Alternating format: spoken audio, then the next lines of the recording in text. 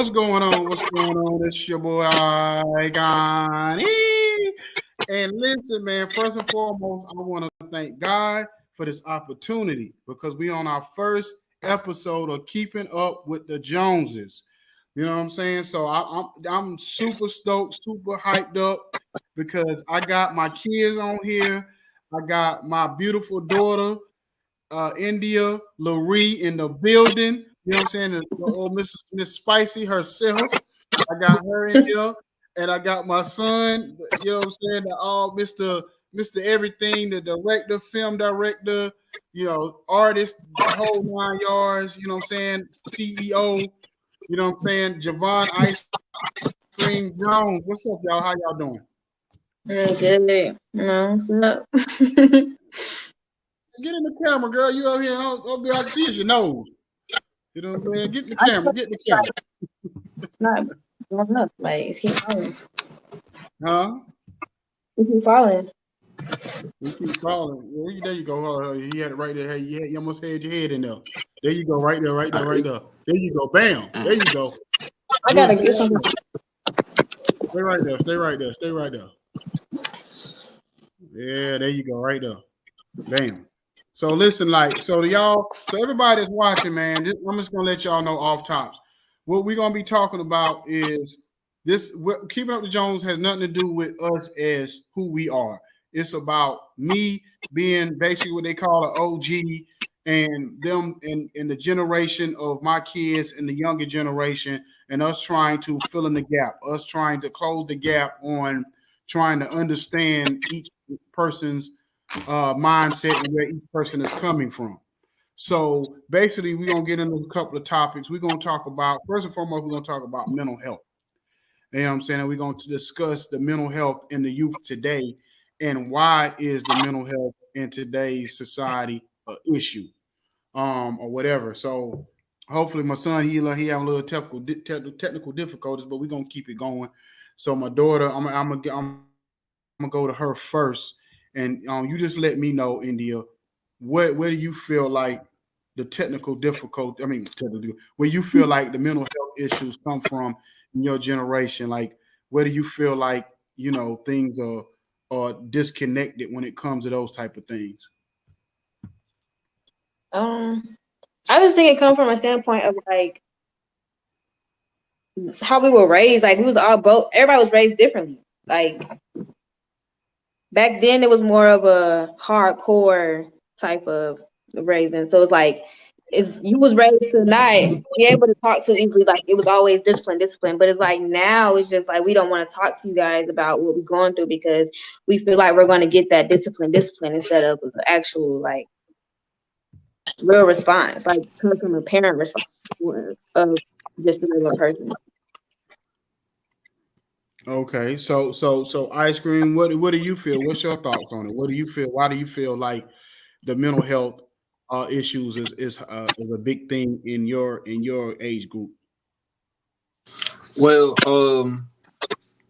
I was having a conversation the other day about it, and it was just like basically, I think we were the first generation of kids who I wouldn't even call it rebelled towards like, and what I mean by kids, not talking about like all kids, like more so like black kids. We were the first generation of black kids that came up that didn't think one-minded. That wasn't like, oh well, if mama and dad said that this is what it is, then that's what it is. Like we were the generation of black kids that came up that was like, well, what you know what I'm saying? Like maybe they not wrong, but what if we go see what's really going on? Like you know what I'm saying? Like some parents, they grew up in churches. So a lot of times when they call them Christian scientists and stuff, like a lot of times a lot of black Christians they take the religion part so serious that every time anything is going on, they just say pray about it, or they say, oh, take it to Jesus, or he gonna fix it. But it's just like, what if Jesus is telling you that you need to go to the hospital, or that you need to go to get this fixed, or you need to go do that, or you know what I'm saying? Like, what if he's showing you signs, but instead you just decide that you're gonna just pray about it every time? Like, he gonna get tired of listening to you after a while. and you're gonna keep going through the same circles. And that's why a lot of people, a lot of generational curses don't become broken, because the parents just pass down what their parents told them. And a lot of times what their parents told them isn't the right thing. Okay. So just to get my spill on it, I feel like the main thing is probably the social media part of it. That's the biggest thing that kind of changed, is the social media part. And basically meaning that y'all have access to more things than we did. Like basically most of we had access to that was outside our parents, that was telling us right or wrong, was probably HBO or Cinemax. And that's if you had cable in your house and you could sneak and do it. Sneak and watch it or whatever. You might have had certain people in class or something that was a little bit more advanced that would tell you stuff and give you wrong information. But for the most part, we didn't have the internet and the social media stuff that kind of skewed the mindset of the kids in my generation. So, and the thing about it is one thing I had to understand was internet bullying. Internet bullying is something I don't get. So y'all explain to me come from a mental health standpoint when it comes to like internet bullying. So my as an OG, we'll just say, oh, just get off. How can somebody bully you? Because we used to, if anything, it's a physical thing, it's a mental thing. Going to school and somebody picking on you because of your clothes, or picking on you because of your size. Like when I was in high school and middle school, I was short, so people picked on me because I was short or because I wore big glasses or whatever. So to me, that's more of a thing that I can't get away from because it's right there every day. But I dealt with it. When you're talking about internet social media, you can just shut it off. So y'all tell me what's the mindset behind that? I agree. Well, I mean, what you agree with though? What you mean you agree? You can't get cyberbullied. Like it's a choice to be on social media. Yeah. Okay, so why do you think kids in your generation decide to not just get off? Why it's such a big deal to stay on and deal with it? The trend. So you think it's just a trend behind it? The trending of it? The fitting in. I want to be in the it crowd. I want to know what's going on. I want to feel included. Okay. So to piggyback what she was saying, like basically with cyberbullying is like the same thing, like how it used to be when it was with how it was with in y'all generation, where it came down to our challenges was different. So how about this? So instead of us, we didn't necessarily care about the aspect of being like at school, that like in public. Like our thing was social media, because that's what we came up on when we came out the teenagers, when we became teenagers. So a lot of us, not us, but like a lot of our generation, they found validation in, okay, if I can get the cool kids at school to like my post on Instagram or be cool with me on social media, then I know then I know in real life they respect me. It's like a flip mindset. So like back then it was like with y'all, it was like I want y'all do certain stuff. Y'all generation did certain things to look cool. Like if it was a white guy, it was white. You know what I'm saying? Just for an example, they might start drinking beers or something, or doing something crazy like jumping in a pool butt naked or something to be cool or whatever. But for black people, it was like, oh well, I'll say I'm a part of this, or I do this, or I'll go and show them I can play basketball or something, like, or I do music or something like that. Like so it was with social media now, it's got to a point where it's like I don't need validation any elsewhere but on this. If I got validation on this app, then I know that I'm good. So that's the mindset that a lot of these kids have. Okay.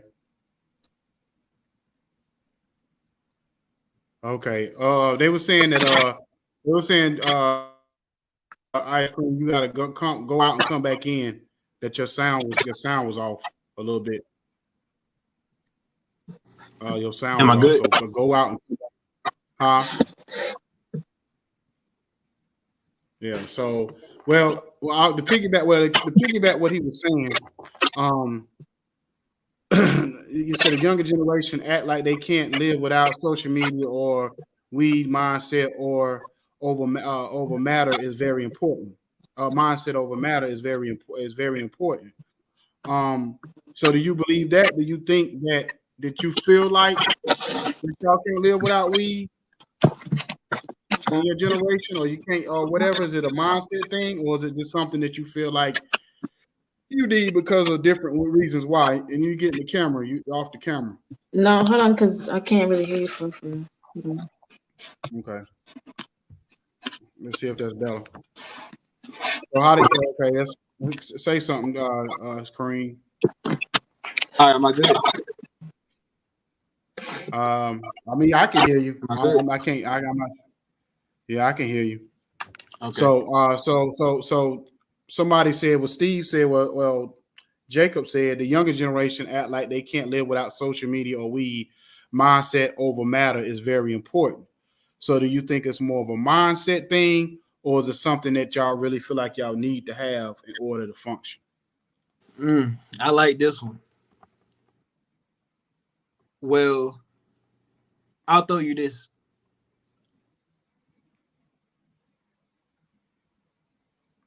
What would you rather us do?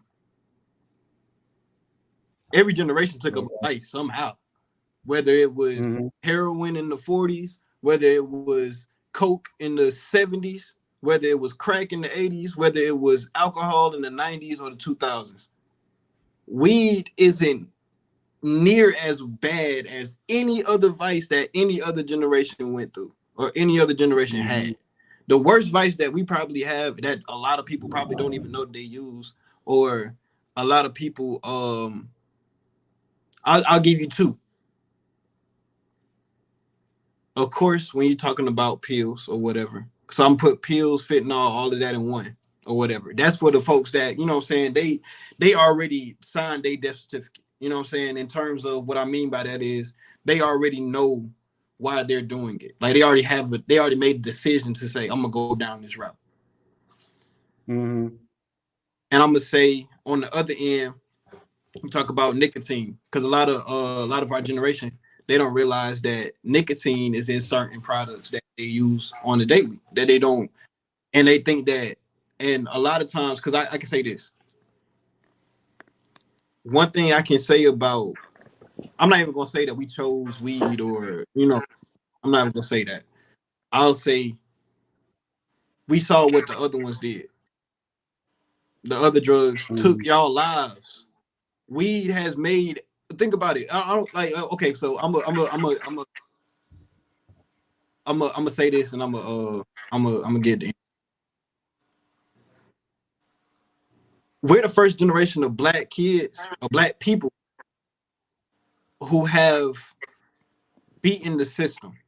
And I know that's gonna ruffle some feathers, but this is what I'm saying by that. We beat the system because we didn't put a color on anything to make us stop what we want to do. Or we didn't say, and I get it, you know what I'm saying? I understand y'all, y'all gonna go down memory lane and say y'all had to march and all that. I get all that. That's cool. But what I'm saying is we decided that we were just going to take our lives and live normal. Yeah, we got the mental health stuff, but that's what we have to go through. We have to get through that part, because while we're 18, 19, 20, 21 years old dealing with our mental health, when we become 30, 31, 32 years old, 40 years old, we can live peacefully because we understand ourselves now. We don't have to go through our life trying to figure out who we are. So like, I feel like I feel like a lot of things that was, even when it comes down to marijuana, a lot of us were taught about marijuana when it comes down to school, especially when you go to, when you're in high school, late high school, they teach you about marijuana. The thing about marijuana is it's probably the healthiest thing that you can put in your body, if we're being honest. Because, and I get it, any too much of anything could kill you. But marijuana has been, it's been a proven fact that it cures diseases, plenty of diseases besides cancer. So, and then when you're talking about people that smoke weed, a lot of times their skin becomes clearer, especially if they already, you know what I'm saying, know how to take care of their skin. But some people that didn't know how to take care of their skin, they smoke weed for a little bit of time, you know what I'm saying, still do what they have to do, then their skin starts to clear up. Also, cannabis is in other products. Now, I'm not about to go through a whole cannabis situation, but I'm just letting you know, weed isn't an issue because weed is actually a part of us getting through this phase to our next level to figure out who we are as people. Now, I'd rather it be weed than coke. I'd rather it be weed than Don Julio. I'd rather it be weed than cigarettes, than blacks. You know what I'm saying? Than heroin. So like, you know, I don't think that's the issue. I don't really think it's an issue in our generation. Okay. You got anything to add to that? I agree, like, because it's really more of like a coping mechanism. Like, we use weed to cope with things. Like, it's like a hug almost, like when you smoke weed. You said a hug? Mm-hmm. Like somebody hugging you? Mm-hmm. Oh, okay. So, I think the biggest thing with us in our generation, or why we sometimes frown down on the younger kids that smoke weed, because let's just be frank, it's a lot of older people, 40, 50, 60 years old, still smoke weed. I think the biggest issue is that if an older person, like if I'm doing Uber or if I'm in a store and somebody my age smokes weed, 9 times out of 10, they're not going to be in Walmart, the grocery store, in my Uber smelling like a pound of weed. But somebody your age will smoke a blunt right before they get in my car, and they'll smell like a whole pound of weed. So my thing is more about the respect level of other people around you. You can get high as you want to get. You can get high as Snoop Dogg and Cat Williams put together. But if you're gonna do it in somebody and then be around other people who are not about that, that's just like people have dogs. The reason why sometimes I don't like people around people that have dogs because they don't know how to control their dog. Their dog will run up on you, try to bite you, or try to like jump on you or whatever. Everybody don't like dogs. So don't why you have like control your dog. You know what I'm saying? So it's the same thing with weed. You can control that situation. If you know you about to get into somebody's car or go into a store or get on a bus or whatever, then at least spray yourself down, change your clothes, do something, but don't go around other people smelling like weed. You know what I'm saying? That's my only issue with it. My only really issue with it. You know what I'm saying? Or showing up at an interview or something. I got a question. Okay. I got a question for you. So, okay, why isn't the same issue with people who smell like alcohol at the breath or people that walk around smelling like cigarettes? If weed wasn't illegal, would there be that would be the same problem. Like that's always been an issue with me. There's somebody who smell like cigarettes. If somebody get in my car and that whether they're old or young and they smell like cigarettes, I think is disrespectful. If you walk into a store, if you walk anywhere, you smell like cigarettes, that's actually a worse smell to me than weed smell to me. But that's just me because I grew up around people who I had friends, mom and dad who smoked weed, and I'll go to their house and it'd be all in my skin and stuff when I would leave their house.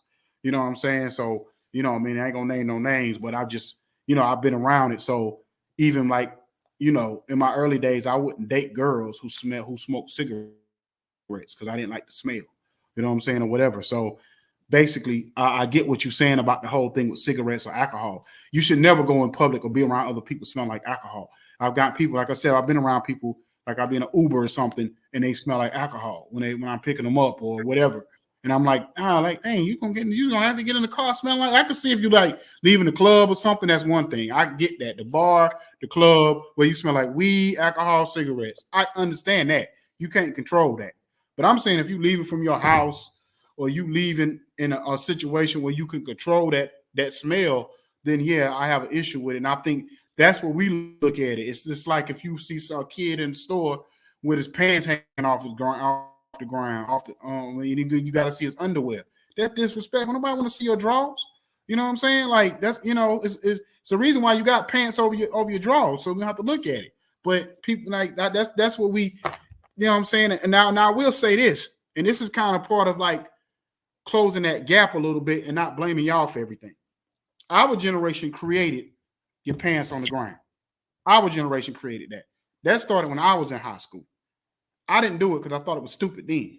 And still just think it's stupid now. It started with us. But even then, you think that's one of those fads, trends that's gonna go away. And it never did. For some reason, that's the one trend that never went away.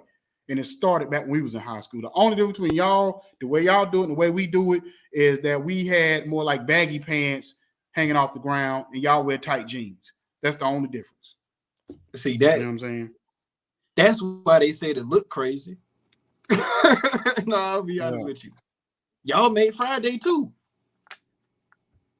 Yeah. Friday was about smoking weed. Well, yeah. So we did, our generation made it cool. So you're right about that. Our generation made weed smoking cool. You know what I'm saying? Whether it was Friday or whether it was even the movie with Dave Chappelle in it. You know what I'm saying? So it started kind of early. How high was another one. So you're right. Our generation made weed smoking cool. But like I said, I don't think it's so much about y'all smoking weed. It's the way y'all go about doing it with the respect level of it. I would dare not go in my house and be around my mom or my grandmother smelling like weed. You know what I'm saying? That's the difference. Like I wouldn't go around other people smelling like weed that I know it would be disrespectful for them for me to do that. So that's why I did it. You know what I'm saying? Like now, and it comes to come to y'all, it's different because we know what it is. We know what time it is. So we have a different thought process. But I'm talking about with dealing with my grandmother, dealing with my mom. Y'all know how they are. So it's a little different scenario situation. You know what I'm saying? That would not even come close to happening. Shoot, my grandma wouldn't even like you walking in her house smelling musky, let alone smell like some weed. So you know what I mean. So that's the biggest difference. Now, India was talking about something earlier, and I want to get to that topic. And she said something about the difference was what's the difference of trying to raise kids and back maybe 20 years ago when y'all were born and raising kids in this generation? Would it be harder or easier to raise kids now? I would say it would be harder. It would be harder if I I always think about little Moot and what she gonna have to go through. And the social media part of it to me would be harder now because now, like when we was kids, we could stay kids for a very long time. You know what I mean? There's a lot of stuff I really wasn't privy to until probably maybe middle school, even high school on certain things. I really didn't pay attention to a crackhead until I was in high school. I really wasn't paying attention to the crackheads like that in middle school. You know what I'm saying? Because we were just playing sports and we was kind of away from all that. So we wasn't, you seen them, but you didn't really be bothered with them because you stayed active. In this era, y'all learn about sex, y'all learn about drugs, y'all learn about certain negative stuff early, 5, 6, 7 years old, and you can't hide it from kids. So it's like y'all have to grow up a whole lot faster than we did because it's hard to keep it away from y'all. And if y'all do find out it late, some parents do whatever they can, where they have restrictions on their TV or they try to keep their kids away from certain things at a young age. But the problem with that is by the time your kids get to be middle school, high school age, they so far behind socially, sometimes it's worse because then they're trying to be in catch-up mode, trying to be like the other kids because it's like, oh, this what y'all been doing all this time that I didn't know about? And they try to catch up socially. You know what I mean? So you kind of see that. Y'all probably seen it among your friends. Y'all know y'all ain't gonna want to snitch on nobody, but y'all probably seen it between certain friends and certain family members that grew up a certain way. And then, y'all see them in a different light now because they pretty much in catch-up mode. You know what I'm saying? Yeah. So am I right or wrong on that? Yeah. And to clear this up, kind of like we're kind of in the middle too. Can you hear me? Say that again now. I said we're kind of in the middle too. Like, so what I mean by that is, like, when it comes down to like social media, we wasn't a social media era. Like we were internet era, but we wasn't a social media era. And what I mean by that is y'all were still able to control certain things we saw. Does that make sense? Yeah, yeah. So like when by the time social media became popular, me and India were about 16, 17 years old. So by that time, we already knew right from wrong. We already knew how things went. We knew that this was a new phase. We knew that it wasn't really something that was too crazy. Like because we saw it grow. So it was like these kids ain't gonna see it grow. They're just gonna be placed in it. So like, especially with you know what I'm saying, with us understanding how to work it, we not you know what I'm saying, sometimes we might not necessarily know we're exposing our kids to something that they shouldn't be seeing or they shouldn't be around. Like in terms of social media. Like, you know what I'm saying, the TikTok thing, a lot of parents get on TikTok and they show their kids. They don't realize that, or they make their kids TikTok pages or Facebook pages or Instagram pages, and they, you know what I'm saying, they're trying to be a little cute or whatever. Oh yeah, my 6-year-old is going cute little posts, but they don't realize that they're exposing their kids to something that they shouldn't be exposing them to. Because now you're showing the world what your kids look like. You know what I'm saying? And now you got all this other stuff that That we irks already me jotted so down much. when it come down to like the pedophiles online on Craigslist and stuff, all the stuff that we already jotted down on early, y'all are bringing that back up because now it's free for them to just go and see your kids, if that makes sense. Yeah. So now it's going to be way harder to control certain things, especially, you know, you get a certain age, because the kids going to be like that too. They're gonna get a certain age, they're gonna want acceptance and stuff, they're gonna get on social media. It's gonna be easy for them to get on social media now. Back then, when we, you know what I'm saying, certain kids in our generation, we wanted attention or something. We'll try to go get somebody's phone number, or we were still in the social era where we just go out and talk to people or whatever. And some of us, I don't want to put a color or race on it, but you know, it was really the white kids that was really on that. Oh, let me go and see what's going on with Mr. Joe down the street. But I'm gonna check him out online. You know what I'm saying? Like, but Mr. Joe, he presented himself as Lil John John. You know what I'm saying? So it's just like I feel like now they're going to be in a situation where they're going to be too smart for their own good. Okay. And Yeah. and I think it's just going to be. I don't think this generation is going to be more so about how disciplined the parents going to be. It has to be y'all. And what I mean by that is it has to be the people. It has to be the generation before us that has to step up as the big dogs, as the big daddies, as the big mamas, as the OGs. Like y'all got to step up for real, so y'all can show them, and y'all can continue to help us grow up, but then show them like, okay, this is how it's supposed to go. You know what I'm saying?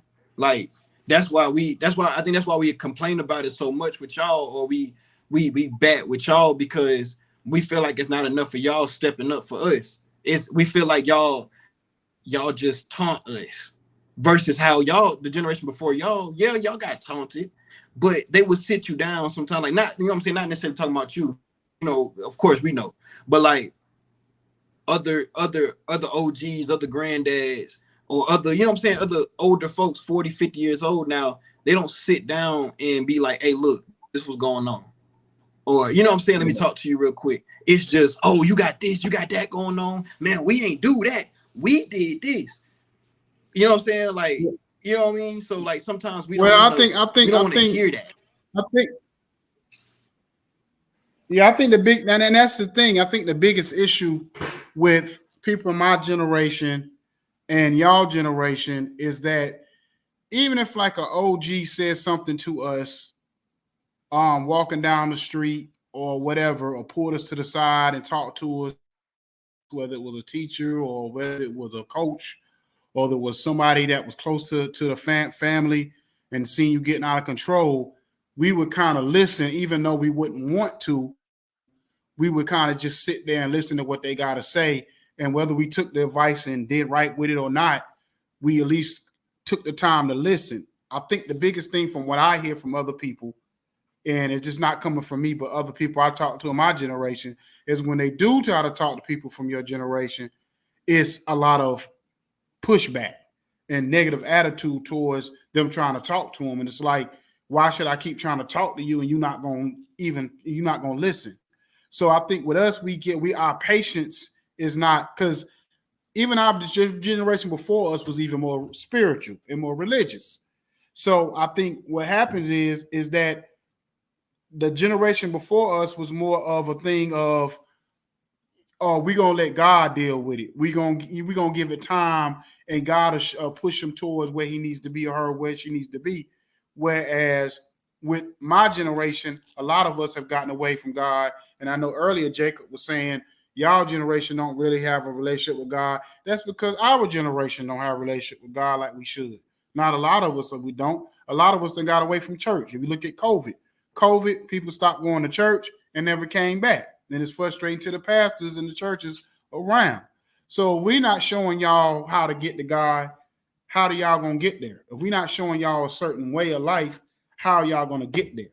So, like I said, we have to. You're right. We have to step up more, because it's like we're trying to overlook y'all generation as just being what y'all are, and not really taking our time to really be patient to say, we got to keep talking to them until they get it.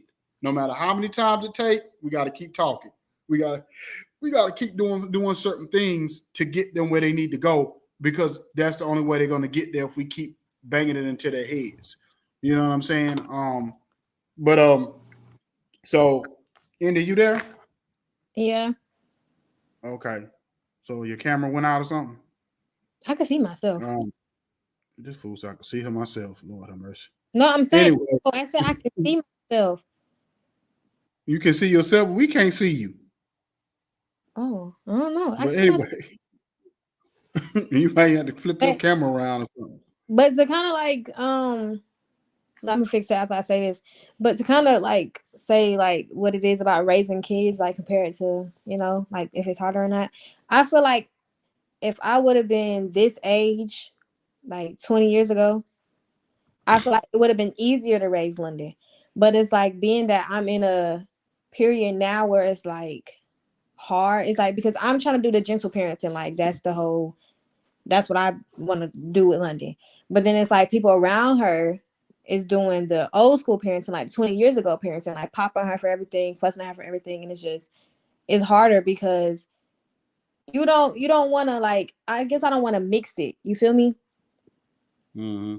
Like I want to just have like one set thing, because I don't want 1 minute it's like, okay, this is okay for me to do it. But then it's like, I can't do that. But I can't really explain it, but it's harder because I don't know. I can't really explain it. Like, I feel like Yeah, I mean, I get what you're saying. I get what you're saying. It's kind of a balance between being a hard parent, like what we did, or what our parents did, and trying to figure out your own style. It's like a rhythm. It's like you have to figure out your own style. You got to figure out the way you want to parent. You can't necessarily do it the way we did it if that's not what you're comfortable doing. You know what I mean? So every parent has to understand how comfortable they are being a parent, and how they want to parent. You know what I mean? Some parents gonna be old school.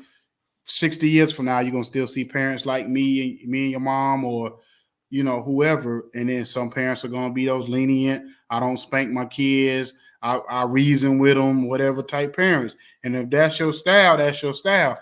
It's not necessarily gonna say your kid gonna turn out good or bad, because some people was hard on their kids and their kids was demon kids, and some parents was easy on their kids and their kids turned out great. You know what I'm saying? So it's just all depends on the mentality of the parent and the mentality of the child. You know what I mean? So those type of things, is different for everybody. We can't necessarily say what's right and what's wrong in every situation. You know what I mean? Said general parenting, it sounds good, but it's a cold world out there. I truly believe every child needs some form of tough love. Yeah. I mean, it just depends on if your child is out there just wilding or get out of line, because some kids don't never get in trouble, and they stay on the straight and narrow, and some kids don't. So I don't say every kid needs tough love. It just depends. Sometimes you might have to do certain things to like get your kid line back up. Like I remember this one guy I picked up last week from rehab, and he said his son was real smart, the only child. He said when he finally got to college, he started making bad grades, and he basically told him, "You ain't about to." He said, "I'll kill you before I let you flunk out of school." He said, "So you better get yourself together." He said, "Only person that can make your mama cry is me." You know what I'm saying? He said his son got through school and went on to be a lawyer and everything. He got is a real successful in that. Off of him just telling his son, "I will kill you before you flunk out of college." You know what I'm saying? So, and he said his son never gave him no trouble up until that point, as far as like having bad grades. You know what I mean? I mean, but that do make sense. It just depends on the kid. Because one kid you can fuss at and they understand it. And one kid you can just be like, okay, don't do that. And they understand it. So it just depends on the kid that you're talking to. Yeah. So basically the next topic we're gonna get into, what you talk. He said India about two-parent households, whether it's a single family, a single parent, or having two parents in the household, and what's the difference in the two. You know what I mean? Is the kid gonna be better off with two parents than having one? Um, in most cases, I say yeah. I would say that in most cases that is the case, that you need two parents in the household, because the main thing about it is, and y'all learn this one day, is that a woman, she can take care of a little boy, but she can raise a man, but she can't teach a boy how to be a man, if that makes sense. So she can talk to a boy, she can put him in all kind of sports and do all kind of stuff and show him all kind of tough love and whatever and the whole thing. But when a woman can't teach a boy how to be a man, that's why at some point all boys end up bucking on their mama when they get 15, 16 years old. Because it's like when a boy finally realizes that he's a man, he's not going to allow. He kind of feels like you're a woman, you don't understand what I'm going through. So Yeah. a lot of times with a boy, when he gets a certain age, he bucks on his mama just because of that reason alone, because she don't understand him. And that's just like with girls. Girls need a man can't teach a girl how to be a girl, because we don't. When y'all go through y'all time of the month, when y'all go through certain hormones and stuff like that, we have no clue as a man what to do. We clueless. We are lost on those situations. So you know what I mean? That's why a man most of the time be dying to get a woman in his life just for those times, just to deal with the girl. And if she don't like your other, like if let's say you get a divorce, you get another woman, and your daughter don't like that other woman, it's really gonna be hell in the house. So yeah, so those reasons alone, you need two parents in the house. So what's y'all thoughts on that? Or how do Well, y'all me, feel when y'all well, let me phrase it like this. Seeing your friends that y'all went to school with, and you said most of them didn't have two-parent households, and what y'all had in y'all house, two-parent household, how do y'all feel? What's the difference that y'all see? What did y'all see? okay, I'm gonna say two things. First, I'm gonna say what you just asked. So I feel like the difference was it's just you can tell the difference. It's just the discipline was different. Like we knew, Mm-hmm. we had two parents at home that was gonna get us, but they knew because that they didn't have that other, they could run over their mom or they could run over their dad. Like a lot of them was able to run over their parents, even if they had older parents. If it was a two, you seen with Leslie, like her parents, they were older, so it was easier for her to be able to do, different things and get away with different things because they were older.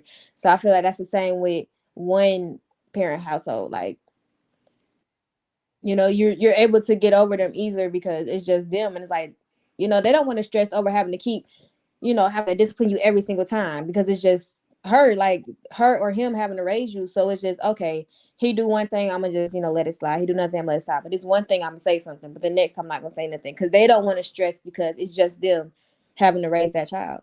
And so, like, with the second part, I was gonna say is that I'm living it basically when it comes to a single parent because it's just me.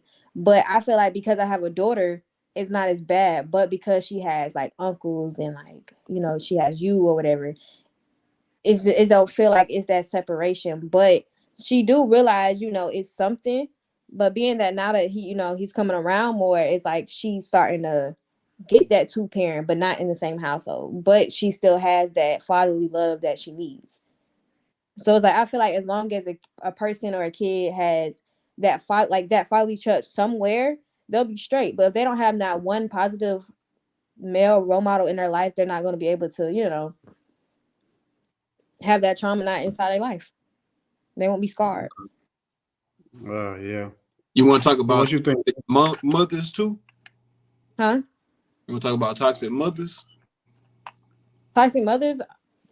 Like the Ooh. single mothers that are single mothers because that's their narrative. They're trying to run with that narrative. Like, I don't need a man. So, you know what I'm saying? They get pregnant by certain dudes, but they try to get them a hard time to go see their kids, or they throw child support at them. The dad is actually trying to get in the child's life. Like, what do you think about? What do y'all think about that?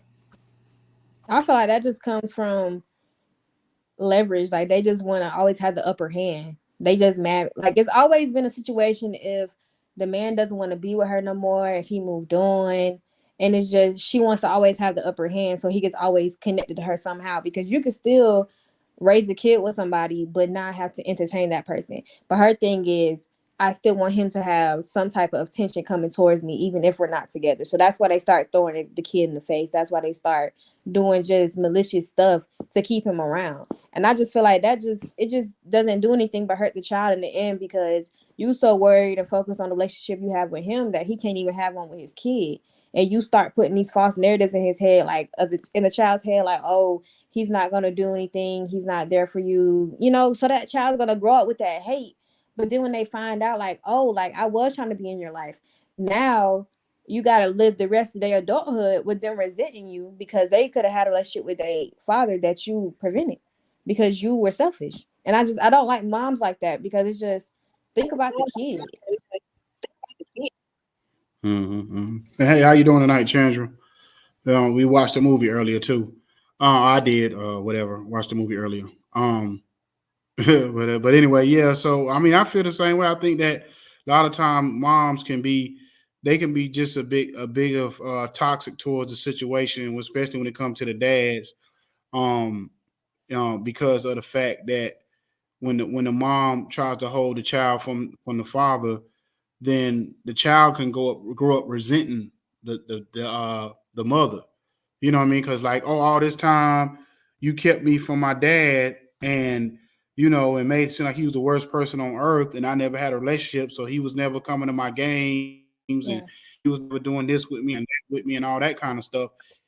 It could be harmful to a child, especially I think it's kind of a lot of times, even though it's probably harder on a girl than it is a boy a lot of time, because sometimes men we just kind of bottle the energy up and then just deal with it in a different way. With girls, it kind of hurt them because they grow up not really understanding what a man's love is about, and how a man's supposed to love them. So they get into bad relationship after bad relationship, abusive relationships, all kind of stuff go on in the relationships they do when they finally have a man that acts like have halfway care about them. This is always That the too. most important rant decision. Okay, I can barely can read.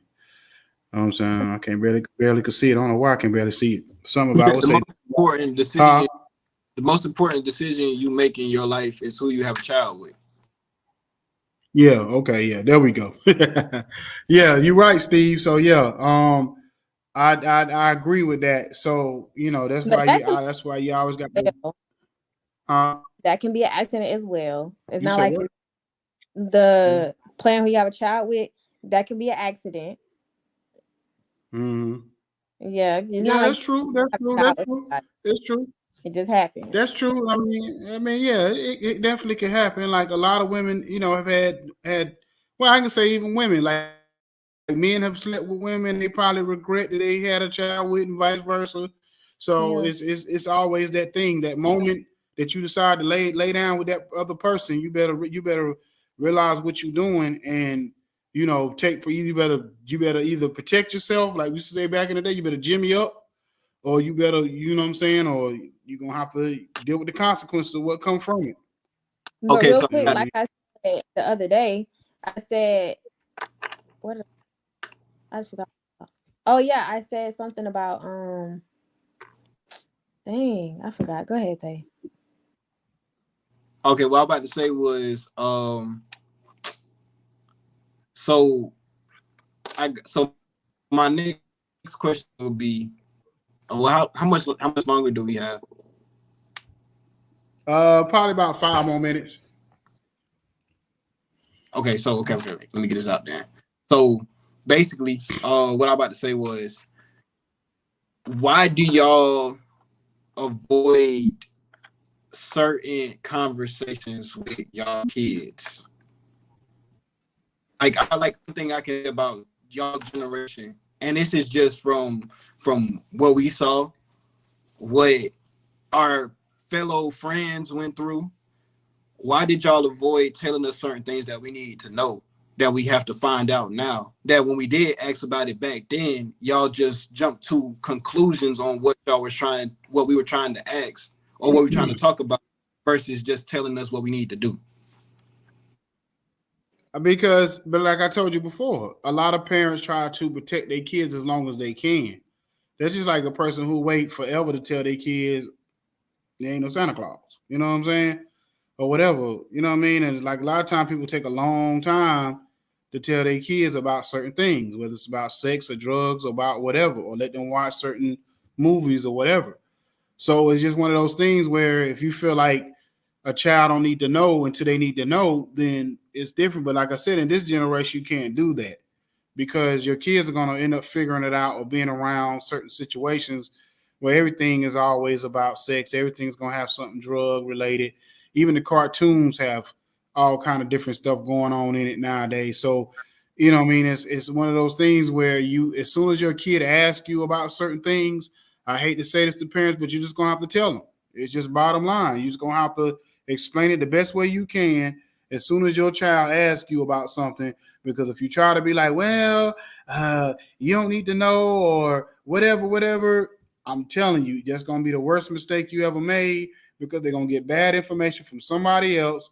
And then you're going to have to deal with it in a different way when you figure out that they learned something that they asked you a year or two before that.